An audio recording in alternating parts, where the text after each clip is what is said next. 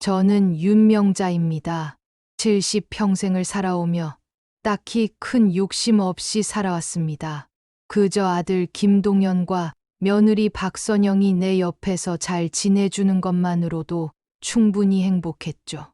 아들은 반듯하게 자라 좋은 회사에 취직했고 며느리도 싹싹하니 내 마음을 편안하게 해주었습니다. 특히 얼마 전 아들 내외가 내게 건넨 미국 효도 여행 제안은 내게는 꿈만 같은 이야기였습니다. 어머니, 저희가 평생 어머니께 해드린 게 뭐가 있겠어요. 이번에 미국 가서 멋진 구경도 하시고 바람도 휘면서 푹 쉬다 오세요. 선영이의 살가운 말에 나는 그만 눈물까지 글썽였습니다. 평생 고생만 했다며 내 손을 꼭 잡던 동연이의 눈빛에서도 진심이 느껴졌죠. 자식들이 이렇게 나를 생각해 주는구나. 나는 그저 고맙고 또 고마울 따름이었습니다. 해외여행이라니 살아생전 내가 미국 땅을 밟아볼 수 있을 줄 누가 알았겠어요. 젊은 시절 꿈에도 그리던 해외여행이었지만 먹고 살기 바빠 엄두도 못 내고 잊고 지냈던 꿈이었죠. 이제야 내 자식들이 그 꿈을 이뤄주는구나 싶어 가슴이 벅차올랐습니다. 여행 준비는 또 얼마나 설레던지요. 동현이는 비행기 좌석부터 호텔 예약까지 모든 것을 일사천리로 처리해 주었고, 선영이는 내게 예쁜 새 옷과 편한 신발을 사주며 연신 내 취향을 물었습니다. 덕분에 나는 정말이지 공주 대접을 받는 기분이었죠. 거울 앞에서 새 옷을 입어보며 연신 미소를 지었습니다. 내 늙은 얼굴에도 이렇게 환한 웃음꽃이 피어날 수 있다는 사실에 스스로도 놀랐습니다. 그래, 이렇게 행복해도 되는 걸까 하는 생각마저 들었으니까요. 드디어 출국날, 인천공항은 사람들로 북적였지만 내 마음은 오직 하늘을 나는 비행기 안에 있었습니다. 아들 내외와 나란히 앉아 이륙하는 순간 나는 마치 구름 위를 걷는 듯한 기분이었죠. 창밖으로 멀어지는 한국 땅을 보며 지난 세월의 고단함이 한순간에 씻겨 내려가는 듯했습니다. 비행 내내 아들 부부는 내게 이런저런 이야기를 들려주었고 나는 그저 고개만 끄덕이며 연신 행복한 미소를 지었습니다.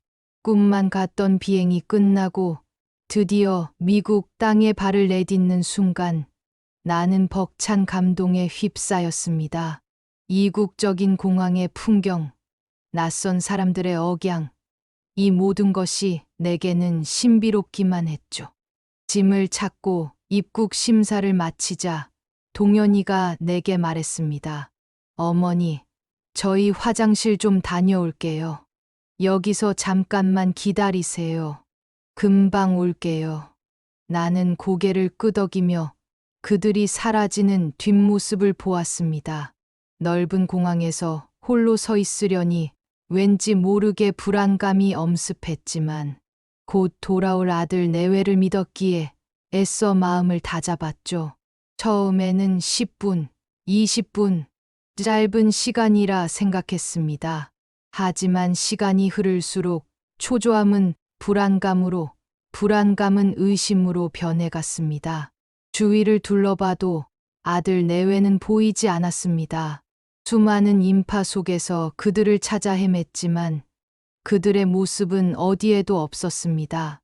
나는 공항 안내 데스크로 달려가 어눌한 영어로 도움을 청했지만 의사소통은 쉽지 않았습니다. 차가운 공항 바닥에 주저앉아 하염없이 눈물을 흘렸습니다. 그때서야 깨달았습니다. 나는 버림받았구나. 효도 여행이라는 달콤한 말에 속아 이 낯선 땅에 홀로 남겨졌다는 비통한 현실이 심장을 후벼 팠습니다. 밤이 찾아오고 차가운 공항 의자에 몸을 웅크린 채 밤잠을 설쳤습니다. 춥고 배고팠지만 그보다 더 나를 괴롭힌 것은 가족에 대한 믿음이 무너지는 고통이었습니다. 평생을 바쳐 키운 내 자식, 그들에게 내가 이런 취급을 받을 줄이야. 이틀 밤낮을 공항에서 지새우며 나는 극심한 스트레스에 시달렸습니다. 음식도 제대로 먹지 못하고 물 한 모금 마시는 것조차 고통스러웠습니다. 희망은 점점 사라지고 절망과 배신감만이 나를 짓눌렀습니다. 공항 직원들의 도움으로 간신히 한국행 비행기에 몸을 실었을 때 내 몸은 이미 만신창이가 되어 있었습니다. 하지만 더 끔찍한 것은 마음의 상처였죠. 비행 내내 나는 텅 빈 눈으로 창밖을 바라보았습니다. 이제 내 삶은 어떻게 되는 걸까? 알 수 없었습니다. 오직 아들을 향한 분노와 배신감만이 내 심장을 가득 채우고 있었습니다. 한국 땅에 다시 발을 디딘 순간 내 두 발은 휘청거렸습니다. 70평생 한 번도 느껴보지 못한 절망감이 나를 덮쳤죠. 공항 직원의 도움으로 겨우 집에 도착했을 때 아파트 현관문은 굳게 닫혀 있었습니다. 도대체 이 자들이 무슨 생각으로 나를 버렸을까? 분노가 치밀어 올라 문을 두드렸지만 아무 소용이 없었습니다. 그들은 이미 내게서 멀리 달아나 버린 뒤였죠. 나는 텅 빈 집 안에서 멍하니 앉아 있었습니다. 익숙했던 모든 것이 낯설게 느껴졌습니다.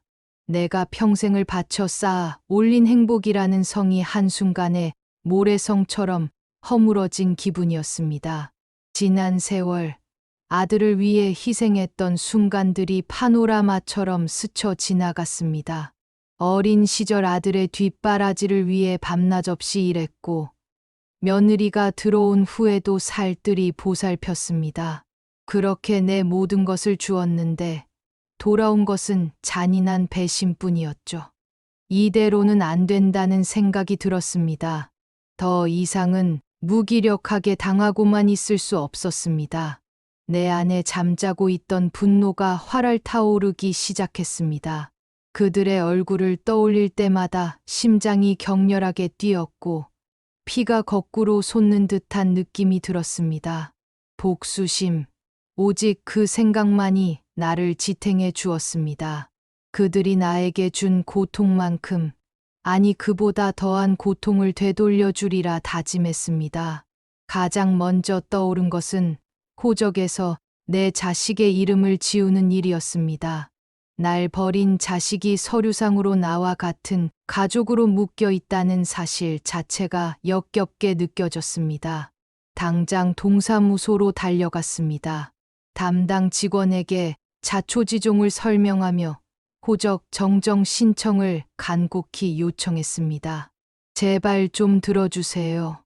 날 버리고 도망간 자식인데 어떻게 호적에 같이 올라와 있을 수 있나요? 이름이라도 빼주세요. 네, 애원하듯 말했지만 직원은 난감한 표정을 지었습니다. 어머님, 호주제는 이미 폐지되었습니다. 이제는 호적에서 이름을 함부로 삭제할 수 없습니다. 직원의 말에 나는 그만 주저앉을 뻔했습니다. 언제적 얘긴데 그걸 이제야 아세요? 라며 한숨을 내쉬는 직원의 표정은 나를 더욱 초라하게 만들었습니다. 복수의 첫걸음부터 막혀버리다니 이 얼마나 허탈하고 당혹스러운 일인가요? 한동안 멍하니 앉아 있다가 겨우 몸을 일으켰습니다. 아들 내외를 호적에서 파버릴 수도 없게 되다니 대체 어떻게 해야 할지 막막했습니다. 머릿속이 복잡해져서 답답한 마음뿐이었죠. 하지만 이대로 물러설 수는 없었습니다. 포기란 있을 수 없는 일이었습니다. 나에게 그토록 큰 상처를 안겨준 그들을 결코 용서할 수 없었으니까요. 법적으로 친자 관계를 끊을 수는 없겠지만 내 마음만큼은 이미 그들을 지워버리기로 다짐했습니다. 그들은 이제 남이나 다름없는 사이가 되어버린 것입니다. 호적에서 삭제하는 것은 어차피 형식적인 것에 불과할지 모른다는 생각까지 들었습니다. 나에게 중요한 것은 마음가짐이었습니다. 그들에 대한 모든 정을 끊어내는 것이 우선이었으니까요. 그것이 바로 나만의 방식으로 그들을 파문하는 일이었습니다. 이제 나는 아들을 산 사람 취급조차 하지 않기로 했습니다. 그날 이후 나는 오로지 복수에만 매달렸습니다. 내 복수의 그림자가 그들의 삶을 짓눌러 숨 쉴 수조차 없게 만들 때까지, 그들이 진심으로 뉘우치고 사죄할 때까지 복수는 멈추지 않을 것이라고 스스로에게 다짐했습니다. 아직 갈 길이 멀고 험난하겠지만 기필코 해내고 말 거라고요. 나에게 이 복수는 단순한 안갚음이 아니었습니다. 마음의 평화를 되찾기 위해 반드시 거쳐야 할 과정이었죠.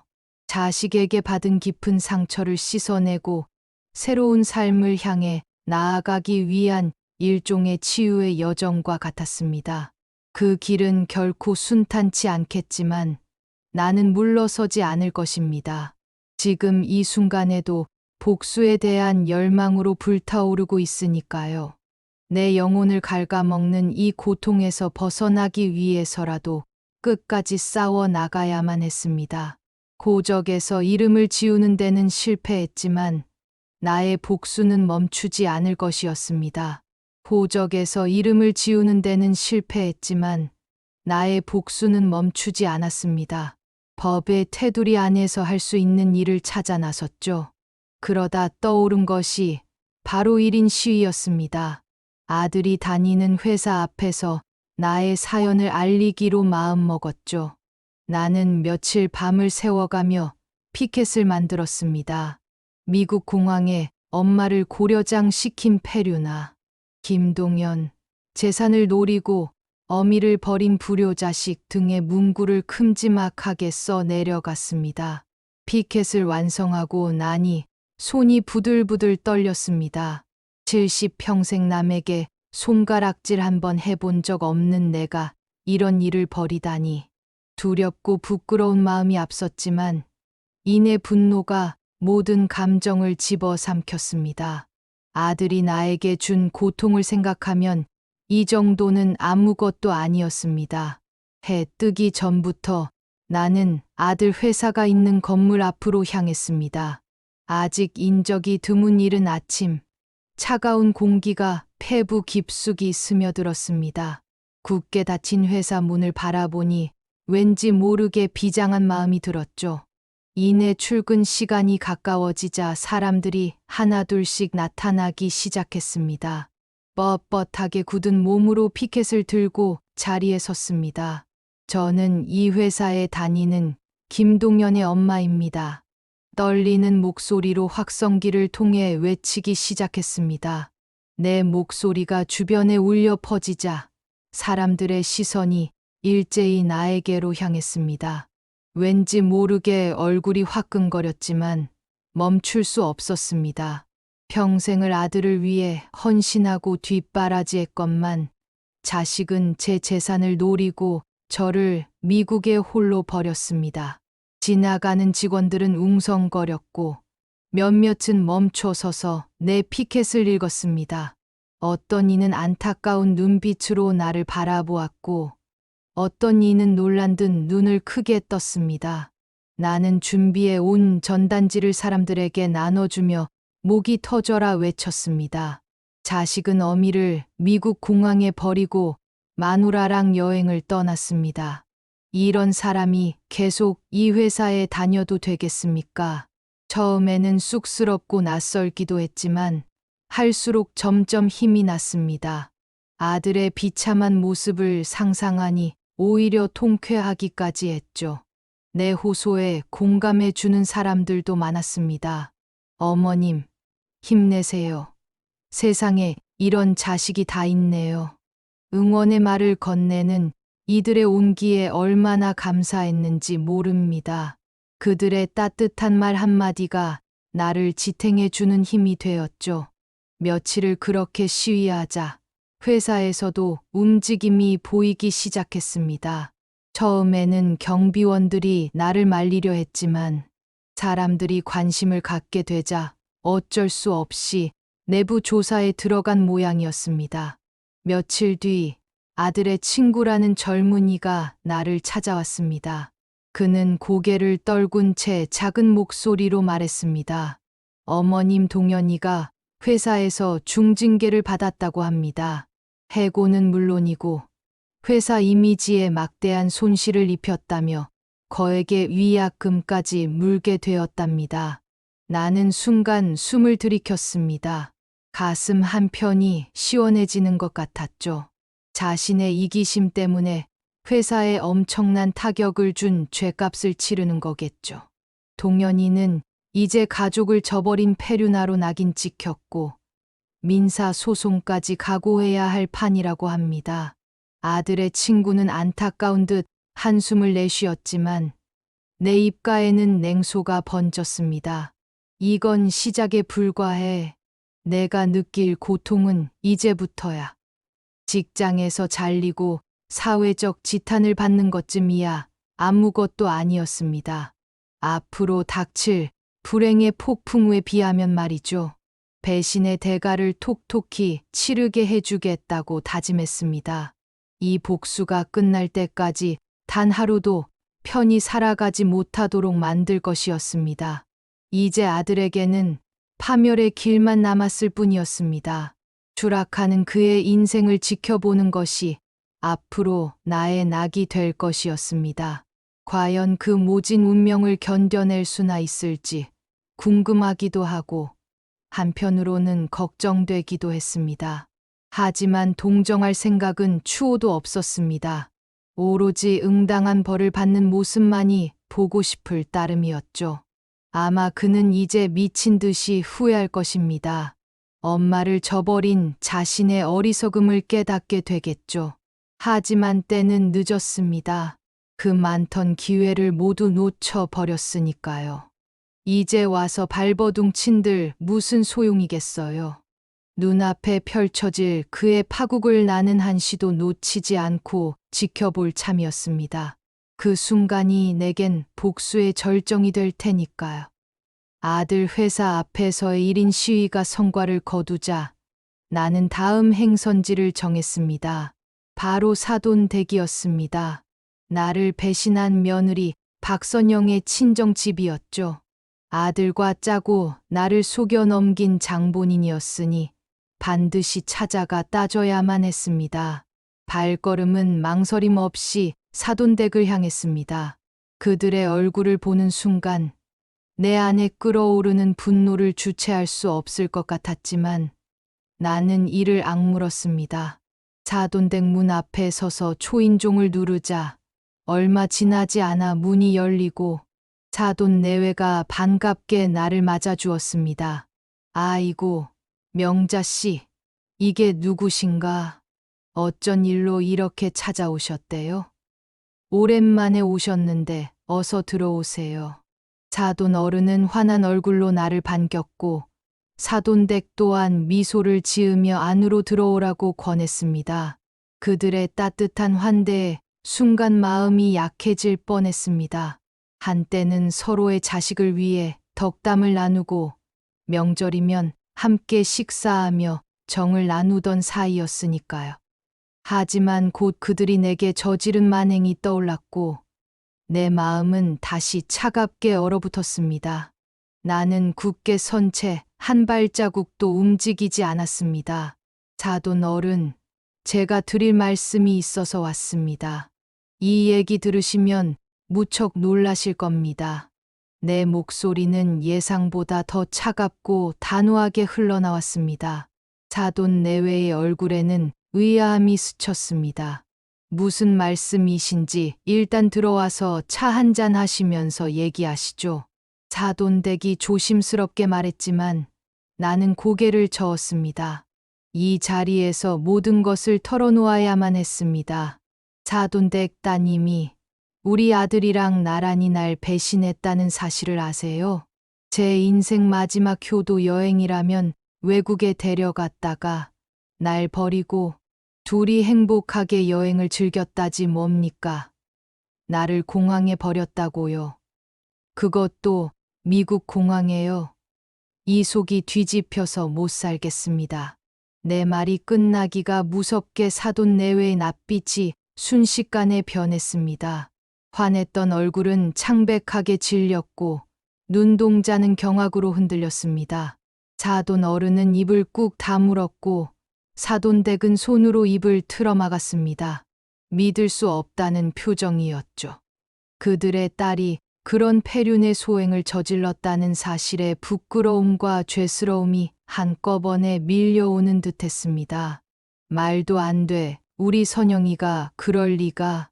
사돈댁이 떨리는 목소리로 중얼거렸지만 나는 단호하게 쏘아붙였습니다. 딸내미 교육을 어떻게 시키셨기에 어미를 외국에 버리고 도망갈 생각을 합니까? 이게 사람으로서 할 짓입니까? 사돈 어른은 내 앞에 무릎이라도 꿇을 듯 허리를 숙이며 연신 사과했습니다. 명자 씨, 정말 죄송합니다. 제가 딸을 잘못 키웠습니다. 이런 일이 일어날 줄은 꿈에도 몰랐습니다. 반드시 큰 벌을 내리겠습니다. 사돈 어른의 말에 나는 한숨을 내쉬었습니다. 그들은 내게 거듭 사과하며 자신들도 딸에게 책임을 묻고 큰 벌을 내리겠다고 다짐했습니다. 그러곤 사돈 어른은 나처럼 호적에서 딸을 파버리겠다고 나서는 것이 아니겠어요. 나는 순간 안 됩니다. 하고 말릴 뻔했습니다. 나 자신이 호적 문제로 크게 상처를 받았던 터라 그들도 나와 같은 고통을 겪게 하고 싶지 않은 마음이 잠시 스쳤습니다. 하지만 이내 정신을 차렸죠. 사돈 어른, 호주제가 폐지되어서 더는 그럴 수가 없다고 합니다. 저도 시도했다가 실패했습니다. 내 말에 사돈 어른은 더욱 화가 나신 듯했습니다. 얼굴이 시뻘겋게 달아오르더니 이내 단호한 목소리로 선언했습니다. 그럼 연을 끊겠습니다. 당장 딸내미에게 전화해서 앞으로 다시는 집에 찾아오지 말라고 할 겁니다. 아빠는 너에게 그 어떤 도움도 주지 않을 거야. 버러지 같은 자식아. 사돈 어른은 그 자리에서 며느리에게 전화를 걸어 차가운 목소리로 절연을 통보했습니다. 소화기 너머로 들려오는 며느리의 애원 섞인 목소리에도 사돈 내외는 끝내 마음을 돌리지 않았습니다. 내 입장을 충분히 이해하고 공감해 준 것이었죠. 배신자에겐 벌이 따르는 법, 사돈들도 그걸 잘 아셨던 모양입니다. 사돈과의 만남 후 나는 한층 가벼워진 마음이 들었습니다. 물론 그들의 처벌이 충분하진 않겠지만 복수의 한 단계에 도달한 듯한 느낌이었죠. 이제 며느리는 친정으로부터도 버림받은 신세가 되었습니다. 하지만 아직 갈 길이 멀었습니다. 이 정도로 만족할 순 없었죠. 나는 앞으로도 계속 그들의 삶을 뒤흔들어 놓을 생각이었습니다. 내 손으로 파멸의 길로 내몰아서 비참한 말로를 겪게 만들 것이었습니다. 언젠가 뼈저리게 후회하고 진심 어린 사과를 할 때까지 멈추지 않겠다고 다짐했죠. 그때가 오면 마침내 나도 자유로워지고 그동안 빼앗겼던 내 삶을 다시 살아갈 수 있을 것이라고 믿었습니다. 하지만 그때까지 복수의 칼날을 놓을 순 없었습니다. 시련의 긴 터널이 펼쳐져 있겠지만 끝까지 걸어 나가야만 했습니다. 아직 멀었지만 그 끝에서 빛이 보이리라 믿었으니까요. 사돈 어른과 통화를 한 지 며칠 뒤였습니다. 한가로운 오후, 문득 초인종 소리가 울렸습니다. 이 시간에 누가 찾아올까 싶어 현관문을 열어보니 그곳에 서 있는 건 다름 아닌 며느리 박선영이었습니다. 헬쑥한 얼굴은 말이 아니었고 눈가는 퉁퉁 부어 있었습니다. 아마도 밤새 울어댄 모양이었죠. 어머니, 제발 좀 들어주세요. 정말 죄송해요. 제가 너무 잘못했어요. 선영이는 현관에 주저앉아 엉엉 울면서 매달리기 시작했습니다. 나는 그녀의 비참한 모습에 순간 동요할 뻔했지만 이내 마음을 다잡았습니다. 늦었죠. 이미 내 마음의 문은 굳게 닫힌 지 오래였습니다. 그녀의 눈물은 더 이상 내게 아무런 감흥도 주지 못했습니다. 내가 이제 와서 할 말이 뭐가 있니? 날 버릴 때는 언제고, 이제 와서 도와달라니. 말도 안 되는 소리 하지 마라. 나는 매섭게 쏘아붙이며 선영이를 밀어냈습니다. 한때는 가족이라고 여겼던 사람이었지만, 이제는 철천지원수나 다름없었죠. 선영이는 계속해서 빌었습니다. 어머니 용서해 주세요. 저희가 정말 잘못했어요. 다시는 그러지 않을게요. 그 모든 변명이 내겐 그저 실없는 소리로밖에 들리지 않았습니다. 이미 그녀의 진심을 의심하게 된 나에게 그 말들은 그저 상황을 모면하려는 거짓말로 들릴 뿐이었으니까요. 지금 나보고 용서하라고? 날 저버리고 떠나간 주제에 어떻게 감히 그런 말이 나오니? 이제 와서 후회한들 무슨 소용 있겠어? 나는 냉랭하게 되물었습니다. 선영이의 눈물 어린 사정에도 나는 미동조차 하지 않았습니다. 내겐 이미 남이나 다름없는 사이였으니까요. 어머니, 제발요, 저 어쩌면 좋아요? 아버지도 저희를 내치고 갈 데가 없어요. 선영이는 계속해서 애원했습니다. 하지만 그럴수록 내 마음은 더욱 단단해질 뿐이었습니다. 한때는 며느리를 위해 기꺼이 주머니를 털어냈던 내가 우스워지기까지 했죠. 그래, 내가 그렇게 절박하다면 내가 내 살 길을 가르쳐 주지. 나는 싸늘한 미소를 머금고 선영이에게 속삭였습니다. 그리고는 아들 몰래 움켜쥐고 있던 비밀을 털어놓기 시작했습니다. 우리 동현이 통장에 많지는 않지만 돈이 남아있을걸? 내가 다 알고 있지. 그 돈을 들고 멀리 사라지는 거야. 동현이 몰래 말이야. 선영이의 눈이 휘둥그레졌습니다. 아들의 재산을 가로채라니 상상도 못한 제안이었겠죠. 하지만 내겐 그것이 선영이를 위한 마지막 선물이었고 동시에 아들에게 가할 또 다른 복수의 칼날이었습니다.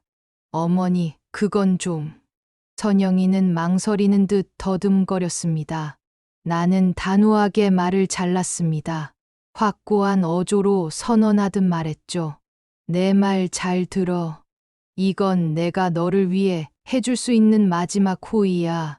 돈을 챙겨서 멀리 숨어 살아. 다신 내 앞에 나타나지 마. 우리 인연은 여기까지야. 선영이는 한동안 할 말을 잃은 듯 침묵했습니다. 하지만 곧 고개를 끄덕이더니 일어섰습니다. 그녀의 눈동자에서는 단단한 결심이 엿보였죠. 그렇게 선영이는 눈물을 닦고 내 집을 떠났습니다. 마지막으로 힐끗 쳐다보는 눈빛에선 고마움과 미안함이 섞여 있는 듯했지만 내겐 더는 그 눈빛이 아무런 감흥도 주지 못했습니다. 며느리의 방문은 내게 또 다른 복수의 기회를 안겨주었습니다.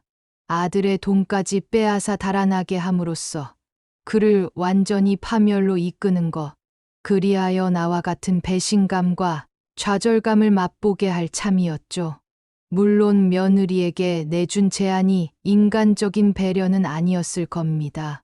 하지만 내겐 그것이 그들에게 응분의 대가를 치르게 하는 방법이기도 했습니다. 이기적인 욕심에 사로잡혀 가족까지 저버린 죗값을 받게 하는 것. 그들의 고통이 커질수록 내 마음의 응어리는 조금씩 풀리는 듯했습니다. 이제 아들의 삶은 더 깊은 나락으로 떨어질 것입니다.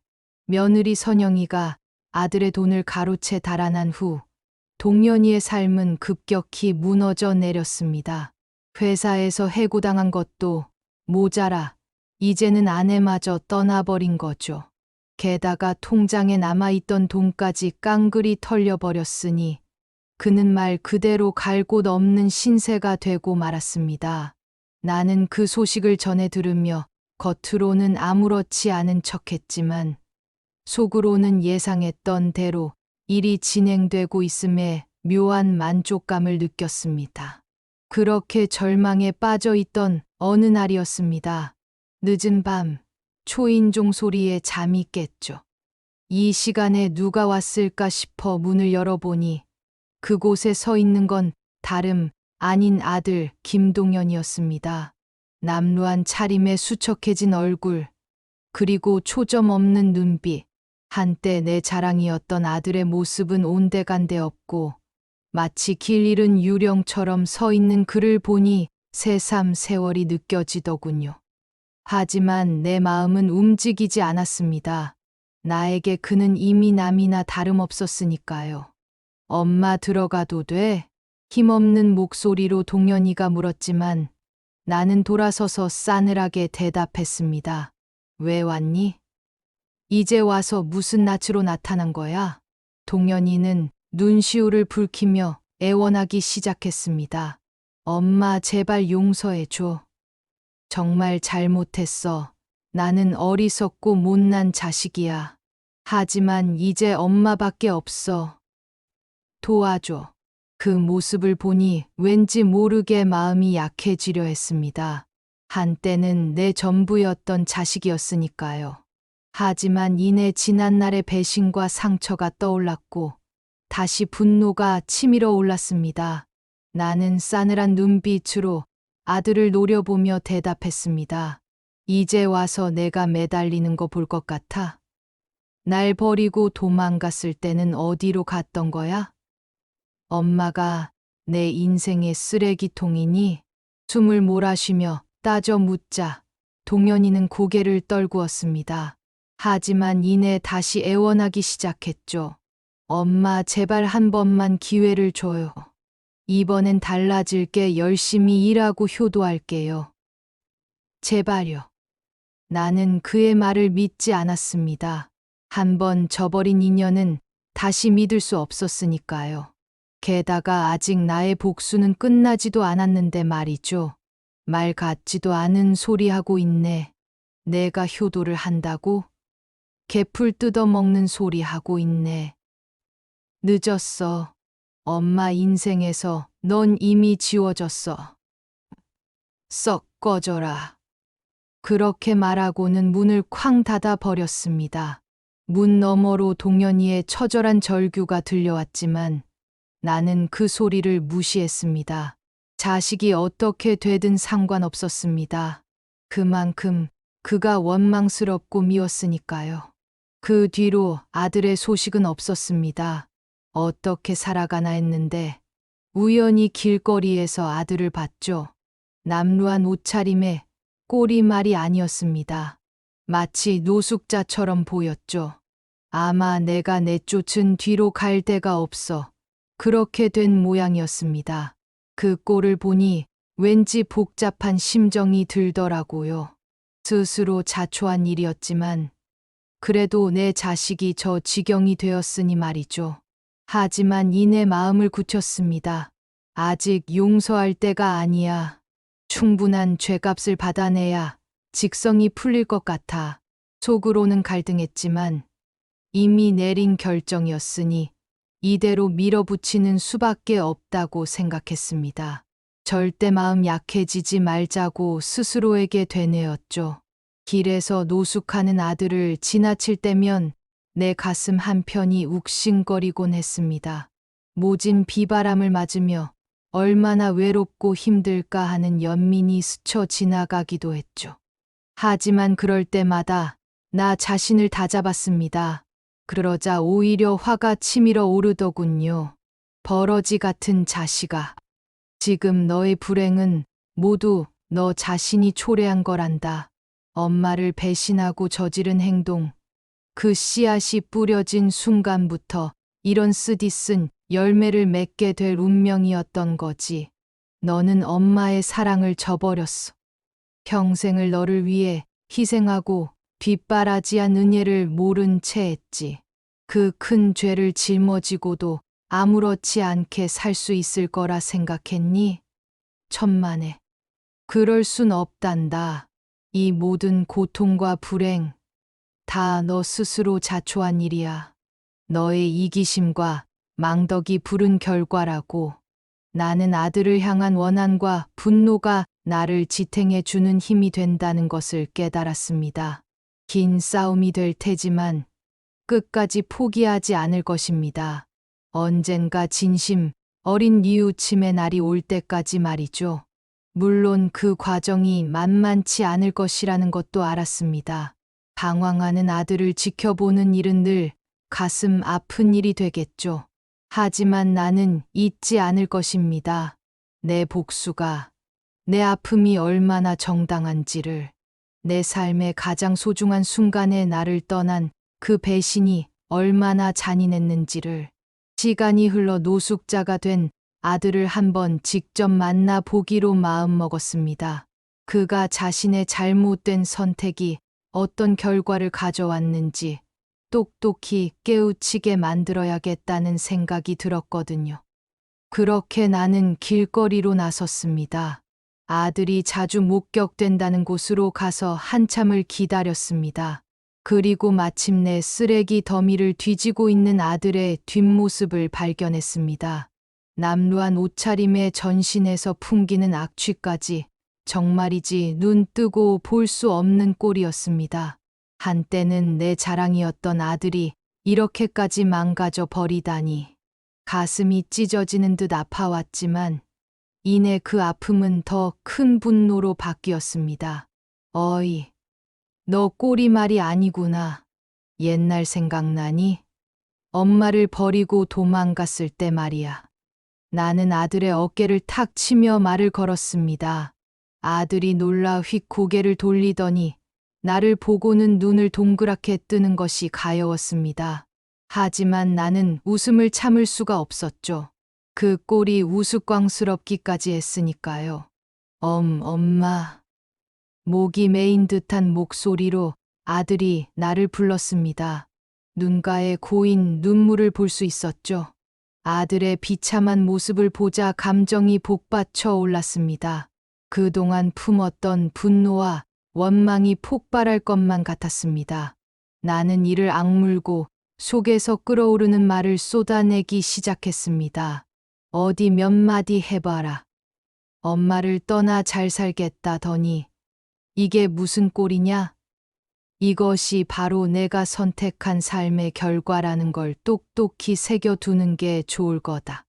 쌀쌀맞은 어조에 놀란 아들이 흠칫 고개를 들었습니다. 후들거리는 눈동자에서 불안함이 느껴졌죠. 하지만 한편으론 죄책감과 후회가 어려있는 듯도 했습니다. 볼이 홍당무처럼 붉어진 걸 보니 부끄러움에 떨고 있는 게 분명했습니다. 그러나 내 마음에는 동요가 없었습니다. 오히려 아들이 변명 한마디 못하는 걸 보니 화가 끓어올랐습니다. 땅만 내려다보며 침묵하는 그 자세가 너무나 야속하고 밉상스러웠습니다. 마치 내 존재 자체를 부정하는 것 같았달까요. 이제 내 목소리는 싸늘하기 그지없었습니다. 얼음장 같은 눈빛으로 아들을 노려보며 단호하게 선언했습니다. 자격 없어. 너 같은 녀석은 내 용서를 바랄 자격조차 없어. 알아듣겠니? 내가 어떻게 너 같은 페류나를 용서할 수 있겠어? 그 말을 들은 아들의 눈에서 순식간에 절망이 스쳐 지나갔습니다. 마지막 희망마저 사라진 듯 텅 빈 눈동자가 이내 눈물로 가득 찼죠. 서럽게 울음을 터뜨리며 그 자리에 그대로 주저앉고 말았습니다. 보기에도 딱한 꼴이었습니다. 나는 눈 하나 깜짝하지 않았습니다. 오히려 냉소를 지으며 혀를 찼죠. 아들의 눈물 따위 한 방울도 귀하게 여길 필요가 없다고 생각했습니다. 그저 위선의 또 다른 모습으로밖에 보이지 않았으니까요. 울어봤자 소용없어. 이미 엎질러진 물이야. 넌 내가 받은 상처에 대한 대가를 끝까지 치러야 해. 알아들었어? 냉랭한 어조로 아들에게 일갈했습니다. 내 목소리에는 동정은커녕 경멸의 감정마저 묻어났습니다. 더는 감정 낭비하지 않겠다는 듯 단호하게 말을 끊고 몸을 돌렸습니다. 더 이상 저 자식의 곁에 있고 싶지 않았거든요. 발걸음을 옮기는데 등 뒤에서 아들의 오열 소리가 들려왔습니다. 처절한 곡성은 먹먹한 하늘에 메아리치며 공허하게 울려 퍼졌습니다. 하지만 놀랍게도 내 마음엔 동요가 없었습니다. 오히려 통쾌하고 후련한 기분마저 들더군요. 그래, 실컷 울어라. 내가 느끼는 그 고통이 바로 날 배신한 죄값이야. 이제야 조금은 내 심정을 알 것 같으냐? 속으로 냉소를 던지며 점점 멀어졌습니다.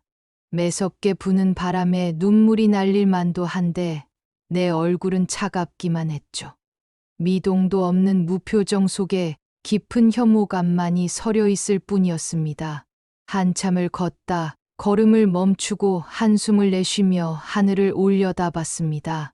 높고 푸른 창공은 여전히 그 자리에 있었지만 왠지 낯설고 멀게만 느껴졌죠. 세상 전부가 무채색으로 물든 것만 같았습니다. 세상의 맙소사. 내가 어찌하다 이런 불효자식을 보게 됐을까? 애지중지 키운 내 자식이 이렇게 폐륜화로 전락하다니. 탄식이 절로 나왔습니다. 길고 긴 세월 동안 한결같은 모정을 쏟아부었건만 돌아온 건 비수를 꽂는 배신뿐이었으니까요. 천하디천한 같은 자식, 어찌 그 죄를 용서할 수 있겠어? 그 모진 배신의 기억이 되살아나자 이가 갈렸습니다. 아들의 면상이 머릿속을 떠나질 않았죠. 지독한 후회와 자괴감으로 뒤범벅된 얼굴이 아른거리는데 왜인지 복수심은 더 불타올랐습니다. 모진 응징을 해주고 싶다는 충동에 사로잡혔습니다. 좋아. 내 인생 똑바로 살아보든지. 어차피 이제 우리 사이는 끝이야. 앞으로 고통 속에 헤매다 뼈저리게 후회하게 될 거다. 그래요. 우리 인연은 이걸로 정리된 겁니다. 다시는 엮이지 않겠죠? 내가 그리 호락호락한 인간은 아니라는 걸 똑똑히 보여주고 말 테니까요. 묵묵히 터덜터덜 걷기 시작했습니다. 가야 할 길이 멀게만 느껴졌지만 절대 지치지 않을 자신이 있었습니다.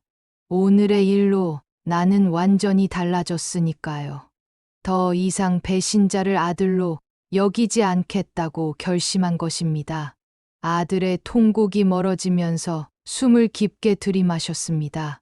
그리고 다시 한번 푸른 하늘을 우러러 보았습니다. 맑고 깨끗한 창공은 묵묵히 나를 내려다보는 듯했습니다. 마치 새로운 각오를 응원이라도 하듯이 말이에요.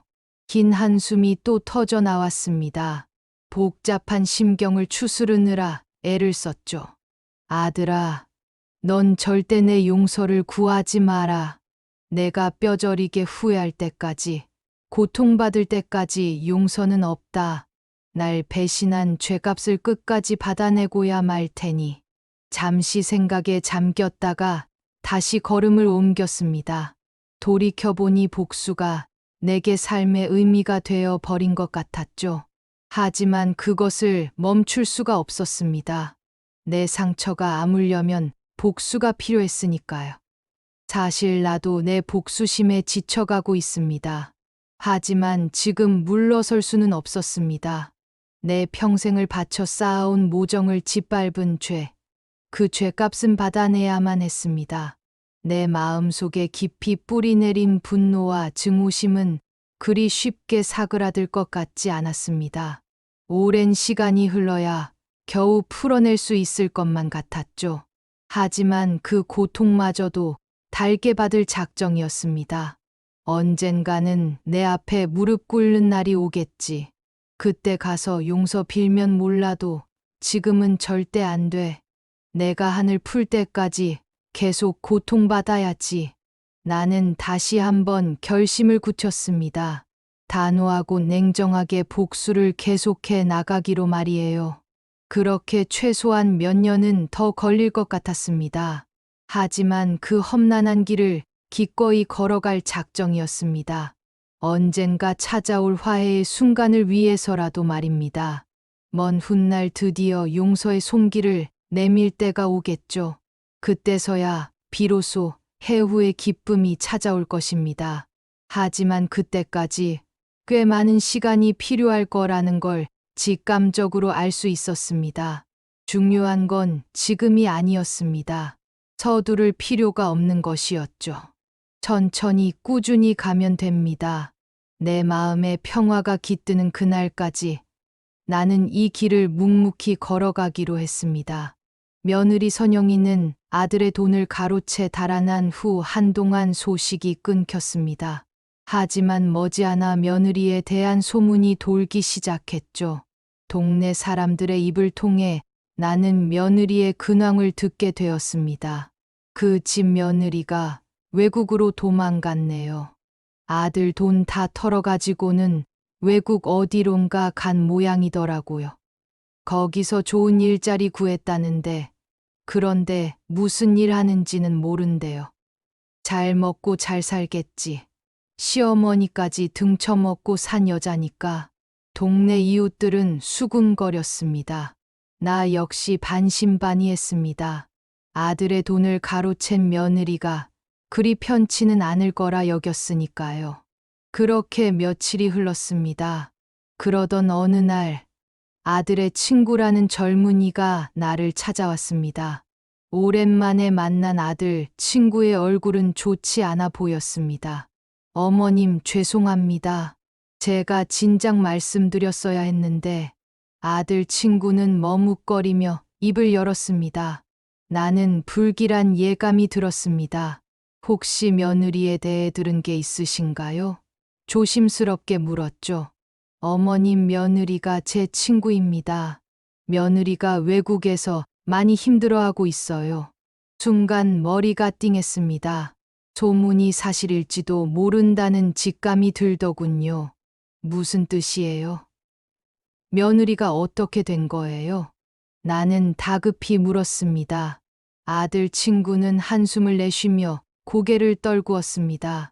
며느리가 나쁜 조직에 걸려들었대요. 지금 동남아시아 어딘가에서 팔려 일하고 있는 모양입니다. 생활고에 시달리다. 그런 위험한 선택을 한 것 같아요. 아들 친구의 말을 듣는 순간 머리가 핑 도는 것 같았습니다. 며느리가 그토록 비참한 신세가 될 줄은 꿈에도 몰랐거든요. 비록 미운 며느리였지만 한때 가족이었던 사람이 그런 처지가 되었다는 사실에 가슴이 먹먹해지더군요. 팔려 일한다니 도대체 어떤 일을 하는 건가요? 떨리는 목소리로 물었습니다. 들리는 말로는 좋지 않은 일이에요. 몸을 파는 일이라고. 아들 친구는 말을 잇지 못했습니다. 하지만 나는 충분히 짐작할 수 있었죠. 며느리가 돌이킬 수 없는 나쁜 길로 전락했다는 것을요. 순간 숨이 막혀왔습니다. 비록 며느리에게 원한이 있었지만 그렇다고 저런 비참한 말로에 빠지길 바란 건 아니었습니다. 며느리도 이런 운명을 예상치 못했겠죠. 자신의 선택이 얼마나 잘못된 것인지 뼈저리게 깨닫고 있을 거예요. 세상에 맙소사. 나는 한숨을 내쉬며 중얼거렸습니다. 아무리 원수지간이라 한들 저런 신세가 되는 것은 너무 가혹한 것 같았습니다. 동정심이 일기 시작했죠. 그렇게 된 지 꽤 됐대요. 아무도 도와주는 사람이 없어서 점점 더 절망에 빠지고 있다고 하더라고요. 아들 친구의 말에 마음이 무거워졌습니다. 며느리의 처지가 짐작되었습니다. 하지만 한편으론 씁쓸한 마음도 들었습니다. 며느리가 그런 선택을 하지 않았더라면 이런 비극은 없었을 텐데, 내 아들과 함께 나를 저버리고 또다시 내 아들을 저버리고 욕심에 눈이 멀어 잘못된 길을 걸은 대가라고 여겨졌죠. 어머님 며느리를 도와줄 순 없을까요? 이러다간 죽을지도 몰라요. 아들 친구가 망설이며 말했습니다. 나는 고개를 저었습니다. 내가 뭘 어떻게 해요? 이미 벌어진 일인데 속으로는 복잡했지만 선뜻 나서는 것은 힘들었습니다. 아직 용서할 자신이 없었으니까요. 게다가 내 아들이 그렇게 된 것도 며느리 탓이 컸으니 원한이 가시지 않은 상태에서 선뜻 도와줄 수는 없는 노릇이었죠. 하지만 마음 한편으로는 불편함이 느껴졌습니다. 인간적으로 측은해 보이기도 했고, 한때 가족이었다는 사실 때문인지 안타까운 마음도 들었습니다.